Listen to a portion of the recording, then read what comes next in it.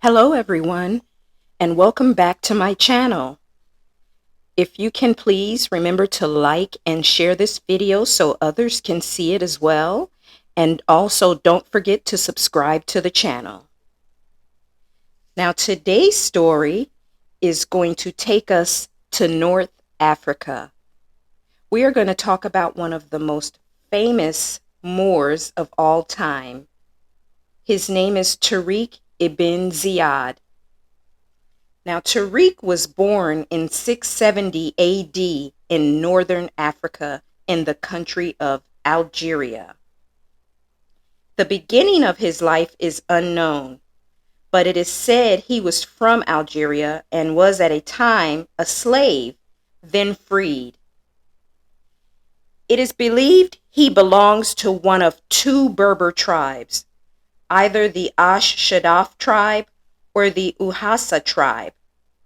It is more likely that he is from the Uhasa tribe, which is found on both sides of the Tafna River in Tlemcen, Algeria. At some point in his life, Tariq was appointed governor of Tangier, and he resided in Tangier with his wife. We don't know much of anything about his wife. We don't know when he was married, we don't know her name, and we don't know if they had children. But he was appointed by Musa ibn Nusayr around 710 to 711 AD. Near Tangier was an outpost named Sota. It is part of the Visigothic kingdom at this time, and it was commanded by a man named Julian, who was the Count of Ceuta at this time. Now, the Visigothic kingdom was a large expanse, and it occupied what would be now present-day Spain, Portugal, and France, along with other regions. Now, the king of the Visigothic kingdom was named Roderick, and he came to power around the same time that Tariq obtained his governorship of Tangier. That would be 710 to 711 AD. Now, it is said that Roderick had the previous king terminated in order for him to take power. Because of this, he was not well liked by many in his kingdom. But he was the ruler at that time, and they did give him the respect of that title. In the Visigothic kingdom, it was custom for rulers to send their children, their daughters specifically, to the king's court for their education. So Julian, who was the Count of Ceuta, sent his daughter, whose name is Florinda Lacava, to the king's court for her education as a child. But unfortunately, King Roderick violated his daughter Florinda and impregnated her. This infuriated Julian, and he wanted to seek revenge on King Roderick. So he recruited the Moors, specifically Tariq, to bring down Roderick and his kingdom. So he met with Tariq and devised a plan, and he entered into a treaty with Tariq. After this, Tariq assembled an army of about 10,000 Berbers and some 300 Arab troops. And Julian was very wealthy, so he was in possession of his own fleet of ships. So the plan was that he was going to sneak Tariq and his troops onto the mainland of the Visigothic kingdom, which would be Spain, and he would sneak them on his ships and take them across the straits. So on April 26th, 711 AD, Tariq and his army landed on the Iberian peninsula at what would now be called Spain. The army exited the ship at the base of a mountain, which they named Jabal Tariq, or Mount Tariq. And in Anglo language of that time, that meant Gibraltar. So they landed at the foothills of the Rock of Gibraltar. Now, King Roderick, upon learning of this Moor army that was coming for him, assembled his own troops. He assembled a force of 100,000 fighters. Now, this number has been disputed. It is stated that it is overblown, but I have found nothing to contradict this. So, King Roderick now has 100,000 fighters assembled to take on the Moors. And Tariq, upon hearing this, called for reinforcements. And so he received an additional 7,000 cavalrymen who were commanded by Tariq bin Malik Naqvi. Now the Moor army grew nervous when they saw the size of the forces that they were going to have to face. So Tariq ordered, "Burn the ships." So yes, he basically had his men burn the ships that they arrived on. And then he delivered the speech that he is still famous for today. And here is his speech to his men. "My dear brothers, we are here to spread the message of Allah. Now the enemy is in front of you and the sea behind you. You fight for his cause. Either you will be victorious or martyred. There is no third choice. All means of escape have been destroyed."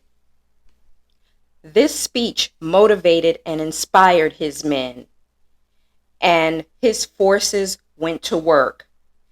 They found themselves in several small skirmishes with the Visigothic troops. But then the big battle came, and the two armies met on the battlefield of Guadalete. And it was a decisive victory for the Moors, as King Roderick was defeated and killed on July 19th, 711 AD. Now, rumor has it that a lot of the nobles had planned on abandoning Roderick on the battlefield to allow the Moors to kill him because they did not like him and wanted to get rid of him. But unfortunately for these noblemen, the Moors were not there to play, and they killed almost all of them as well as King Roderick. The rest of Roderick's army were defeated and retreated towards Toledo, which is the capital city of the kingdom of the Visigothic people. So what Tariq did was he split his army into 4 divisions. One went to Corbota, and they captured that city with no problems.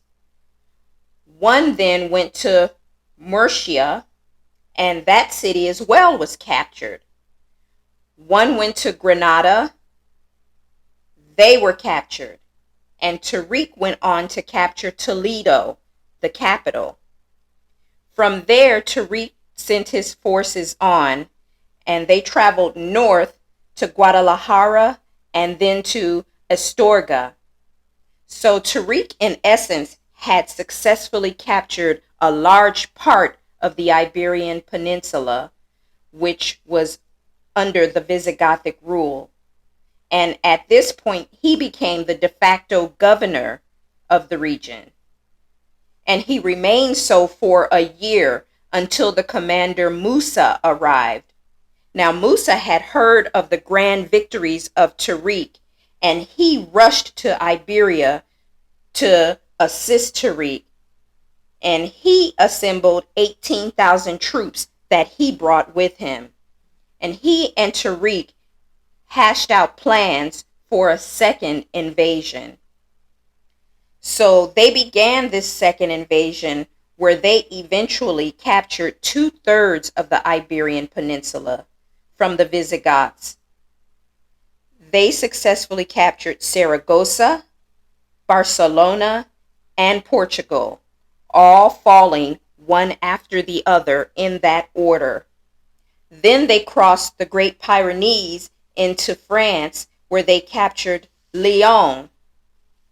So in essence, they captured 2/3 of Iberia, and they captured the city of Lyon in what is now France. Now, the Umayyad Caliph, who is the highest ruler of the Moors, was named Ali Walid, and he called for both Tariq and Musa to come back to Damascus in 714 AD. When they both arrived in Damascus, the Caliph was on his deathbed, but the Caliph honored them lavishly for their accomplishments and for their conquering of the Visigothic kingdom and expanding the Moorish territory. But unfortunately, he passed away soon after, and the Caliph Suleiman was now in power. And in February of 715 AD, he turned against Musa and Tariq, many believe out of jealousy. It is said he accused them of misappropriating funds, but it is pretty much confirmed that it was out of jealousy. So he turned against them, and he deprived both of them of all of their benefits and honors that they deserved. Tariq died in 720 AD in Damascus. He died in obscurity without any recognition for his accomplishments. Basically, Tariq Ibn Ziyad is the most important Moor commander because he is the reason why the Moors were able to expand their empire into Europe. He expanded the empire into Spain and France, and the Moors' influence touched almost all of Western Europe, from England to France to Spain to Portugal. You can find their buildings, their art, their universities, their science, their healthcare, their mathematics. They basically brought Western Europe into a new age and out of the dark ages that they were living in, from teaching the art of bathing to educating them on almost any subject, to teaching them how to build. And a lot of their churches and buildings are still standing today, and everything that they contributed is still there today.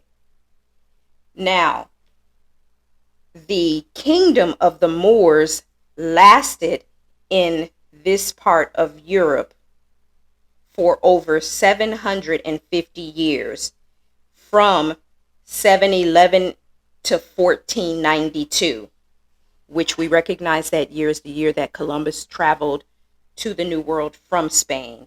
Lots of connections there.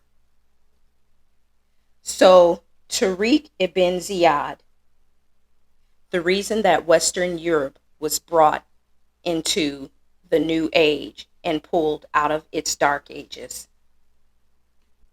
As always, I hope you enjoyed today's story, and remember to like, share, and subscribe, and I'll see you soon.